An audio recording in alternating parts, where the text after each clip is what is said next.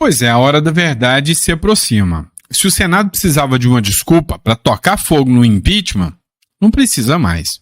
Está começando a ter pressão, está começando a ter movimentação para, dar adubo a mais um pedido de impeachment do ministro Alexandre de Moraes, a um pedido de CPI contra o ministro Alexandre de Moraes. E o detalhe é que dessa vez a mídia esquerdista está favorável.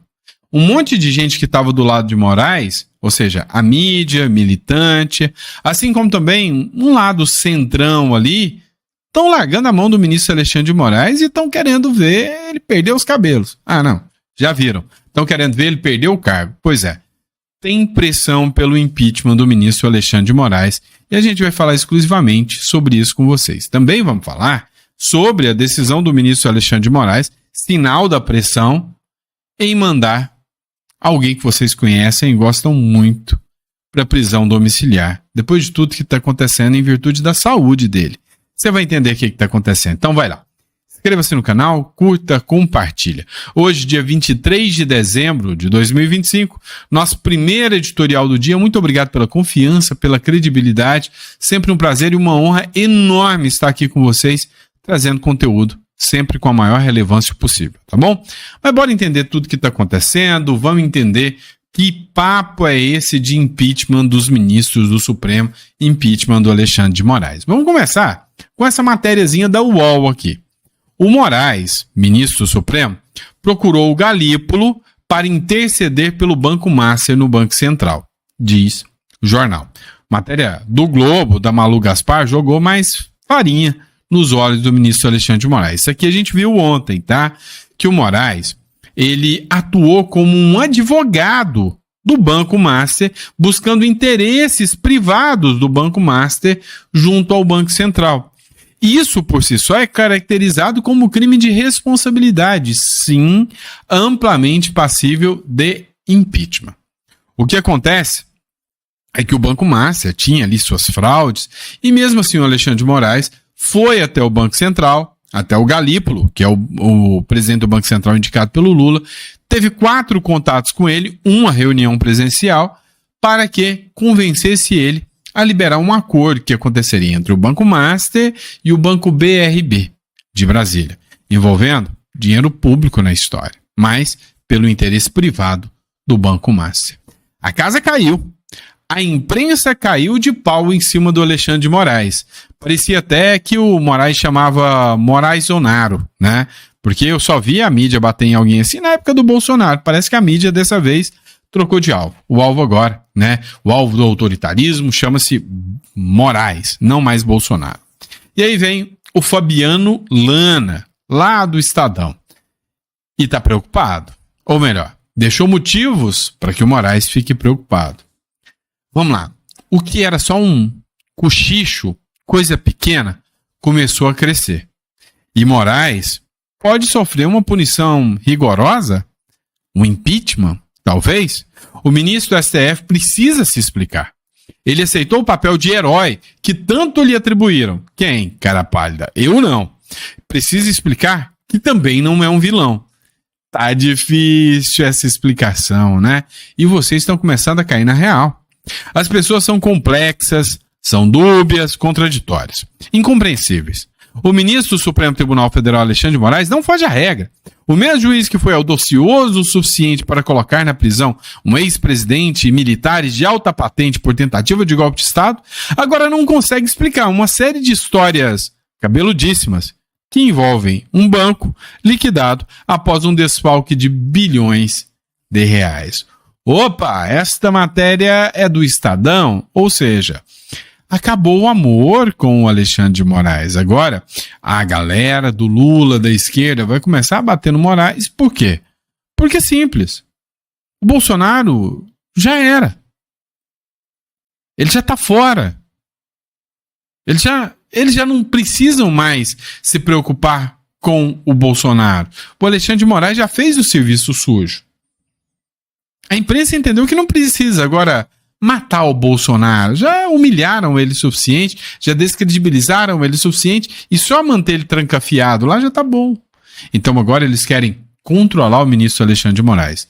Não, viram que não dá, Então, como disse aqui o Fabiano Lara aqui, a punição ao Moraes, e não é pela lei Magnitsky, é pelo impeachment mesmo, pode se tornar real. Agora, vem o detalhe. Não foi mera coincidência. O ministro Alexandre de Moraes, o Gilmar Mendes, já sabia o que se avizinhava. Já sabia o que ia rolar. A pancada que eles iam receber. Estava tudo pronto, desenhado. E eles já sabiam o que estava por vir. E aí o ministro Gilmar Mendes disse que tem uma absoluta confiança no ministro Alexandre de Moraes, no caso do Banco Master.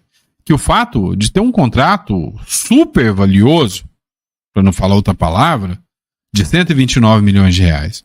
O fato do serviço não ter sido prestado. O fato do Alexandre de Moraes, segundo o Galípolo, ter interferido a favor do Banco Master. Tá tudo normal. Então, quando você começa a entender o porquê que o Alexandre de Moraes, ou o Gilmar Mendes, foi lá e deu uma liminar para bloquear quem pode pedir impeachment, colocando só na mão do PGR, que é amigo dele, é porque ele já sabia o que estava por vir. Ele sabia que a imprensa ia virar as costas para o Alexandre de Moraes. E aí sim, a oposição vai pedir CPI, mais uma, hein? E impeachment de Moraes por atuação no Banco Master. Segundo apurado pela CNN, o ministro procurou o presidente do Banco Central, Galípolo, para tratar de interesses do Banco Master. Isso aqui é um dos maiores escândalos que o judiciário já se envolveu. Um dos escândalos milionários que tem envolvido a família e um ministro que se considerava um semideus, um super-herói, como a Left People falava aí, né? Como a esquerdinha falava. Mas agora parece que o toque está chegando na porta dele para que ele se explique. A população, tanto de direita quanto de esquerda, tem o direito de saber o que está acontecendo. E ele simplesmente fala nada. Dá uma olhada. Matéria do editorial central. Agora é oficial. A oposição protocolou um pedido de impeachment e também uma CPI contra Moraes, pelo caso do Banco Master. A pressão aumentou. Parlamentares da oposição anunciaram que vão apresentar um novo pedido de impeachment contra o ministro Alexandre de Moraes e articulam a criação de uma CPI para investigar sua atuação em favor do Banco Master junto ao Banco Central. O movimento é uma resposta direta à revelação de que o ministro intercedeu pessoalmente em prol de um cliente de escritório de advocacia e de sua família. Segundo o deputado Marcel Van Hatten, do Novo, a estratégia inclui aproveitar o recesso parlamentar para mobilizar a sociedade e colher o máximo de assinaturas de deputados e senadores, além de lançar um abaixo-assinado nacional para pressionar o Congresso, a implementar o impeachment e também a CPMI. O Brasil não pode mais ignorar o que parece ser um balcão de negócios no coração da Suprema Corte. Enquanto patriotas seguem perseguidos, as provas de conflito de interesse e tráfico de influência acumulam sem que haja uma investigação isenta. A criação de uma CPI é fundamental para abrir a caixa preta das relações entre ministros e o sistema financeiro. Enquanto o pedido de impeachment coloca o Senado diante de sua responsabilidade histórica, ou fiscaliza abusos do judiciário, ou assume a cumplicidade com o fim da democracia e da ética pública. É hora de cobrar cada senador de que lado estão, do lado da transparência ou da blindagem do seu próprio gabinete, porque eles estão se blindando, se protegendo. Se eu faço um favor aqui para o Moraes, amanhã o Moraes tem que retribuir esse favor. É isso que aconteceu, é isso que se tornou aí, esse caso promíscuo que envolve o Alexandre de Moraes. Mas vem cá, você acha mesmo que ano que vem vai rolar um impeachment do Alexandre de Moraes? Porque se ele já tem muito poder, 2026 vai ser maior. Vai ser maior o poder dele. O STF entra em recesso agora. O ministro Alexandre de Moraes assume a presidência da corte a partir do dia 12 de janeiro. Vice-presidente do Supremo Tribunal Federal comandará ao tribunal durante a pausa do presidente Edson Fachin. Ministros atuarão em regime de plantão para decisões urgentes. Até o dia 12 de janeiro, a partir do dia 12 de janeiro, começa as pancadas, Ou seja, o ministro Alexandre de Moraes vai ser o presidente do STF. Vamos lá. Matéria urgente isso aqui, importante, tá?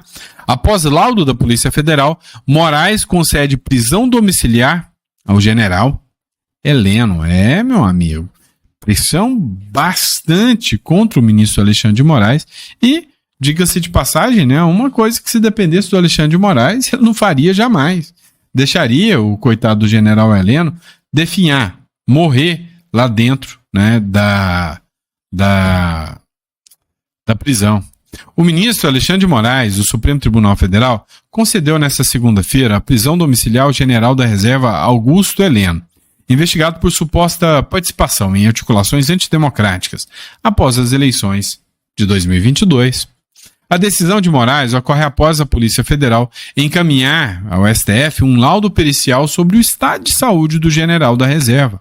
O exame foi solicitado após a defesa alegar que o militar é portador de Alzheimer e pediu a conversão da pena para a prisão domiciliar, e foi dada a prisão domiciliar do Augusto Heleno. Notícia boa, né? Notícia boa. Acho injusto demais manter uma pessoa tão idosa quanto o general Heleno, uma pessoa que tanto fez pelo Brasil, né, pelas Forças Armadas Brasileiras, tratado como um bicho, né, um senhorzinho enfiado e trancafiado dentro da cadeia, né? Mas vamos lá, bora entender o que está acontecendo aqui, né? O Jeffrey Chikini fez uma análise sobre os olavistas, né, sobre a perseguição que acontecia ao Bolsonaro e aos apoiadores do Olavo de Carvalho. Eu, particularmente, né, vejo no Olavo de Carvalho uma figura ímpar para a história do Brasil. Eu sou fã do Olavo de Carvalho. Não posso me declarar aqui olavista porque eu não me aprofundei tanto, por enquanto, porque pretendo. Na história do Olavo de Carvalho, nos textos, nos livros do Olavo de Carvalho, ainda estou com calma, tá? Mas, porém, entretanto, todavia, contudo, eu ainda acho o cara genial, um visionário. Essa é a palavra. Olha o que o Jeffrey Chikini falou sobre isso aqui. E eles queriam pegar tanto o presidente Bolsonaro como o professor Olavo. Não conseguiram pegar o professor Olavo, selecionaram também o Felipe Martins. Então eles prendem o Felipe Martins. O Felipe Martins ele é submetido a várias torturas, assim como o Mauro Cid foi, como por exemplo, restrições a visitas. O Mauro Cid, quando ele espana e fala, eu quero delatar, ele vem de um mês com restrição de visitas familiares. É isso que força o Mauro Cid a delatar. Aí falam pro Mauro Cid que iam prender a filha dele de 18 anos e o pai idoso. Aí ele espana e fala, eu falo o que vocês quiserem que eu fale. Eu falo até que um coelho é um javali, se vocês me pedirem. E isso eles fazem com o Felipe Martins também. Só que ele não Só que ele não espana. O Felipe Martins, eu não conheci ele antes de todos os episódios, mas as pessoas que ao redor dele, que conhecem, ele diz que ele é uma pessoa muito boa, né? Só para as pessoas entenderem quem é o Felipe Martins, Gustavo. O Felipe Martins, ele é um gênio. Ele é de verdade. Ele é o cara mais inteligente que eu já conheci na minha vida. Ele é um cara que foi enxergado pelo professor Olavo. Ele era um dos queridinhos do professor Olavo. Ele é muito à frente. O Felipe Martins, ele já entrou no radar do regime em 2019. Pouca gente sabe disso. O primeiro indiciado no inquérito do fim do mundo foi o Felipe Martins. Antes do Alan dos Santos, antes do Eustáquio, antes de toda essa galera, o Felipe Martins foi o primeiro a ser perseguido. Ele foi pensado e foi colocado no inquérito como o cérebro do gabinete do ódio. Lembra quando começam a falar do gabinete do ódio? Colocaram ele como mentor, como cérebro do gabinete por causa do Olavo. Ele era assessor do presidente Bolsonaro em 2019, ele já ingressa em 2019, próximo ao professor Olavo, então ele já é enxergado ali. As duas principais alas que davam, acho que, suporte para essa direita, para esse governo Bolsonaro, que eram tinha os militares e tinha essa ala mais ideológica do Olavo.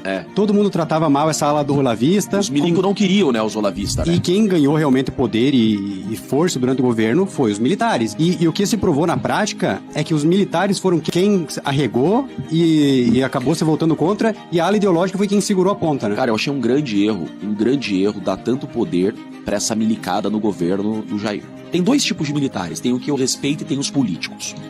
Por exemplo, o meu cliente, o Rodrigo Bezerra de Azevedo, é a ala dos milicos que eu respeito, que são os caras padrão. São os caras que não estão preocupados com politicagem, são os caras bons de serviço. Igual na segurança pública. Fazendo o trabalho deles. O Derrite, por exemplo. Por que o Derrite tem sucesso? Porque o Derrite não é político. O Derrite é polícia. É um cara de respeito. Agora essa ala da milicada que quer cargo, quer política, adora ficar puxando o saco de um político pra ter cargo. Esses caras são uns lixos. Esses caras vendem a mãe por uma estrela dourada, cara. Então tinha que ficar longe desses caras e não trazer pra dentro do governo. Pois é, né? Mais uma aula que foi dada aí, né? Bora lá. Meu amigo, aprende uma coisa. Esse governo não dá ponto sem nó. Se ele tiver condição de te arrancar tudo que você tem, se ele tiver condição de te defenestrar economicamente, aí ele vai. Ah, mas ele vai. Lembra da briga do IOF? Que o STF foi lá, peitou, bateu no peito, chutou o traseiro gordo dos deputados e senadores e aprovou o IOF? Pois é. Você sabe por que o Lula deu 8% agora de reajuste aos membros do judiciário? Retribuição. Olha o presentinho que o Lula levou. 77,6 bilhões de reais foi o valor da arrecadação do IOF só em 2025 e bateu recorde no governo Lula. Tem imbecil que comemora. É um absurdo, né? O governo Lula arrecadou 77,6 bi com o IOF em 2025. A receita de janeiro a novembro com o imposto sobre operações financeiras em bilhões. Veja que começou aqui no Lula, já tinha 57. Um absurdo, né? Caiu um pouco com a Dilma, com o Temer manteve-se ali, até subiu um pouquinho, né? Começou a crescer. Com o Bolsonaro, foi lá embaixo, né? Em 2020. Depois, voltou em 2022, 2023, pancada, 2024, 2025, só pancada, e agora é recorde. Ou seja, você mais esfolado que nunca. Agora você entende? O judiciário foi lá, deu, sobrou grana, me dá aí, né? Aumenta o salário dos meninos aqui. Pacote aumenta a arrecadação de Lula em mais de 22 bilhões. Pois é. E aí veio, né, sobre o juros sobre capital próprio, sobre as bets, sobre as fintechs. Então, ano que vem, 2026, vai ter mais ainda na mão do Lula. Você sabe pra quê, né? Pra se reeleger. O governo Luiz Inácio Lula da Silva arrecadou 77,5 bilhões de janeiro a novembro de 2025 com o IOF. A alta real, que é o desconto da inflação, foi 19% na comparação com o mesmo período do ano passado. Trata-se do maior valor para o período na série histórica iniciada em 1995. A Receita Federal divulgou os dados, né? A arrecadação do IOF no acumulado de janeiro a novembro de 2025 também supera o que foi obtido em todo o ano de 2024. E ainda falta dezembro, janeiro a novembro, tá? Quando atingiu 71,5 bilhões. A considerar a correção pela inflação no período, o fisco informa que o valor recorde excedeu, sobretudo, pelo aumento da cobrança do imposto a partir do decreto do Lula. É isso aí, né? Agora é correr pro abraço, aproveitar a grana que ele implementou aí, né? Ou seja, que ele conseguiu angariar mais te arrancando impostos, né? Mais do que dobrou o valor do IOF. É um absurdo, é um escárnio, né? Vamos lá, pessoal. Matéria do CBN, Goiânia. Ronaldo Caiado e Flávio Bolsonaro discutem possível aliança para eleições de 2026 em Goiás. O senador Flávio Bolsonaro do PL se reuniu com o governador Ronaldo Caiado do União Brasil nesta quinta-feira. O encontro aconteceu no Palácio das Esmeraldas, em Goiânia, pouco divulgado pelo Flávio, bem em off. Flávio Bolsonaro estava acompanhado pelo deputado Gustavo Gaia e do senador e presidente do PL em Goiás, Wilder Moraes. Apesar de ambos serem pré-candidatos à presidência, a pauta principal foi uma possível aliança em Goiás. O grupo teria discutido a indicação de um nome para a disputa ao Senado, na chapa que será liderada pelo vice-governador Daniel Vilela, do MDB, no ano que vem. Pois é, alianças sendo feitas, né? Vamos lá, vamos ouvir o Lacombe falar aqui, ó. Vice-presidente do PT, um dos poucos que a gente ainda consegue falar alguma coisa boa, está na mira do próprio partido. Acompanha. Bom, para concluir essa história, então, do Quaquá brigando com a juventude do PT, resumindo, a juventude do PT está chateada porque o Quaquá, segundo o Ramagem, eu concordo com ele, por interesses eleitorais. A gente sabe muito bem que as eleições que virão e as próximas terão como tema principal a discussão sobre segurança pública, né? Isso está muito nítido, ainda que a gente não acredite nas pesquisas, né, de que tipo forem. As pesquisas indicam que o assunto que mais preocupa os brasileiros hoje não é mais a economia, não é mais saúde, não é mais ensino, é a segurança pública. E aí a juventude do PT diz que há um discurso, um histórico de discursos do Quaquá considerado incompatível com os princípios do partido. E aí um representante lá da juventude do PT, gente finíssima, um nível altíssimo, diz o seguinte: não é de hoje que Quaquá vem escalando no seu discurso fascista, que vai contra os preceitos partidários sem que qualquer medida à altura das suas declarações seja tomada no âmbito das instâncias petistas. É a turma que está sempre ali considerando os bandidos vítimas da sociedade, que está sempre brigando pelos direitos dos manos, né, pelo direito da turma ali que gosta de cometer crime. E o Quaquá disse: estou muito tranquilo, estou pronto para me defender, e respondeu da seguinte forma: um partido popular e de esquerda não pode ser polarizado por uma juventude de classe média alta, universitária, que não vive a realidade do povo e idealiza a bandidagem. Então, é isso, né? É o Quaquá percebendo que ele precisa trabalhar com esse discurso de combate à criminalidade, né, pela segurança pública, e a turma do PT continua naquela de bandido, tão bonzinho. Né? Vocês viram a imagem do outro? Mais uma audiência de custódia aqui, que vaza esses vídeos de audiência de custódia. O coitado do policial com 3 presos lá, os 3 algemados. Eu estou sozinho, doutor, não tenho... Não, mas peraí, o senhor está num presídio, na audiência de custódia, o senhor pode tirar as algemas. Mas eu vou tirar as algemas. Aí o juiz começa a audiência perguntando ao bandido: quanto tempo decorreu entre a sua detenção e a sua chegada à delegacia? Mais ou menos, meia hora. E nesse período de meia hora, você teve acesso à alimentação e à água? Pô, cara, na boa. Depois ele próprio fala: mas realmente, meia hora dá para ficar sem comer e sem beber, não dá? Ah, gente, não, pelo amor de Deus. Isso é a inversão completa de valores. Você quer fazer você tratar o policial como um opressor, torturador. As condições de trabalho da polícia são difíceis, os recursos. No momento de uma prisão, tem que estar em atenção, em total segurança do preso. Você tirar as algemas dos presos. Quantas oportunidades, quantos vídeos mundo afora já tiveram de presos que estavam sem algemas se rebelarem e causar danos físicos, até morte às pessoas. A pessoa está presa, ela tem que ser conduzida. Nessa condução, conduzida de forma como um preso. Eu não estou falando de agredir questões humanitárias, mas a pessoa está presa. Essas audiências de custódia são verdadeiras excrescências. Poderia-se fazer audiência de custódia para se acelerar o rito de um flagrante. O juiz já poderia verificar ali as condições e a forma com que o flagrante se deu, verificar materialidade e autoria, para já se iniciar o processo penal ali. Isso que deveria ser o certo de uma audiência de custódia. Lógico, se houve um erro no flagrante ou não, o juiz está ali. Mas não, essas audiências de custódia são apenas para tentar imputar crime aos policiais e liberar o preso. É uma forma de se desencarcerar antes dele estar preso formalmente. E quem incentivou no STF essas audiências de custódia? O ministro Lewandowski, que hoje é o ministro da Justiça, que está querendo passar essa PEC da segurança pública, que nada mais é colocar as polícias de joelhos para o governo federal, o governo do PT, que as agendas são sempre pró-criminalidade e desencarceramento. A gente viu aquele caso lá do Rio de Janeiro, os presos em audiência de custódia, eles saem antes em liberdade do que o próprio policial que tem que prestar declarações. Eu me lembro, naquele show da cantora americana, foi a Taylor Swift, né, que há diversos turistas que vão para esses shows. Teve um turista, desculpa, a gente está com o Alan já no Steve Bannon. Foi assassinado na praia de Copacabana por um marginal, um criminoso que havia sido solto horas antes por audiência de custódia. Essa luta nossa no Congresso Nacional, a gente consegue levar ao plenário. A gente tem que aprovar cada vez mais e fazer valer o que o povo deseja. Pois é. Hoje, o grande câncer do Brasil chama-se violência, né? A segurança pública realmente é o maior problema. Vamos lá, Daniela Lima aposta que Ramagem seja deportado. O caso de Eduardo é diferente. Olha, infelizmente eu disse que o caso do Ramagem agora me causa preocupação.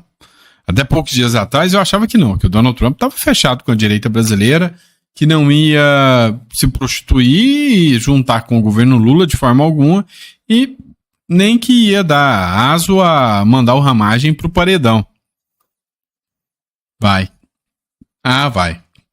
Deu para perceber que o governo americano soltou a mão da direita brasileira. A aposta na Polícia Federal, no Ministério da Justiça, em quem está acompanhando os processos diplomáticos Brasil e Estados Unidos, é que o Ramagem seja deportado e não extraditado. Deportado por ter ingressado ilegalmente no país, uma vez que agora o passaporte diplomático dele está confiscado. O Sakamoto, no caso do Eduardo Saca, tem uma diferença, que é a seguinte: o Ramagem, ele sai do Brasil quando ele já tinha tido os documentos apreendidos por conta do avanço da ação penal da trama golpista. O Eduardo Bolsonaro, não. O Eduardo Bolsonaro tem os 2 passaportes, o diplomático e o pessoal, porque quando ele deixa o Brasil rumo aos Estados Unidos, nem sequer investigado ele era, lembra? Ele vai para os Estados Unidos fazer aí essa campanha contra o Brasil e contra as instituições brasileiras, sem que nem sequer investigado ele fosse. A partir daí é aberto o inquérito por coação no curso do processo, ele é denunciado, esse inquérito vira uma ação penal, ele acaba agravando a situação do pai, o ex-presidente Jair Bolsonaro, hoje já preso com condenação transitada em julgado. Então, no caso do Ramagem, a aposta de que, como a extradição é um processo muito longo, ele seja deportado por ter entrado ilegalmente nos Estados Unidos. Se os Estados Unidos forem fazer esse gesto, o mais rápido seria via deportação. No caso de Eduardo Bolsonaro, é diferente. Por quê? Porque ele tem os 2 documentos. Ele foi para lá, para os Estados Unidos, quando nem sequer investigado ele era. Então, o passaporte que ele usou, seja o diplomático ou o pessoal que ele usou para entrar nos Estados Unidos, se foi o pessoal, estava ali ainda apto, digamos, lícito. Não foi como Ramagem que se valeu ali de um subterfúgio para poder ingressar em solo americano, Fabiola. Vem cá. Cá entre nós, você não acha mesmo que o Ramagem deu pedido de asilo político lá nos Estados Unidos? Ele tá lá 2 meses, para ele ter aparecido de cara agora, você acha que realmente ele não tem um asilo político? Ele tá acreditando só na boa vontade que nada que vai acontecer? Ah, vai vendo. Vamos lá, matéria da Gazeta do Povo. O Gonê não quer mais análise na tornozeleira de Bolsonaro. O Alexandre de Moraes determinou que fosse pro Paulo Gonê uma avaliação para ele manifestar sobre o laudo lá da tornozeleira que o Bolsonaro torrou ela com ferro quente lá, ferro de solda. E o Gonê parece que entendeu, né, a lógica do negócio. O Bolsonaro já está preso. Eu vou fazer isso para quê, né? O Procurador-Geral da República, Paulo Gonê, opinou que não são necessárias maiores análises da tornozeleira eletrônica utilizada pelo ex-presidente Jair Bolsonaro durante a sua prisão domiciliar. Em relatório, a Polícia Federal esclareceu que precisaria de detalhes técnicos da empresa que fabricou o equipamento, a fim de determinar quais dos sensores emitiu o alerta de violação. Uma vez que a prisão passa a ser a própria finalidade da execução, torna-se juridicamente irrelevante o questionamento sobre o descumprimento de medidas cautelares diversas, visto que o vínculo de vigência agora se afunda na imutabilidade da condenação e aplicação da pena privativa de liberdade. Ou seja, gente, o homem já está preso. O que você vai analisar agora? Laudo, para saber se laudo dá, se não dá. O cara já está preso, gente. Então, o Gonê falou, se já está preso, para que eu vou perder meu tempo com isso, tá? Vamos lá, jornalista militante tentou dar aquela lacrada em cima do Caiado, logo do Caiado, né? Tomou uma lapada nas orelhas, que vale a pena assistir. O que você defende é exatamente entregue logo o Brasil. Não, claro que não, governador, de forma alguma. Não. Exatamente aí o comando da polícia. Não, a gente está debatendo aqui a melhor estratégia.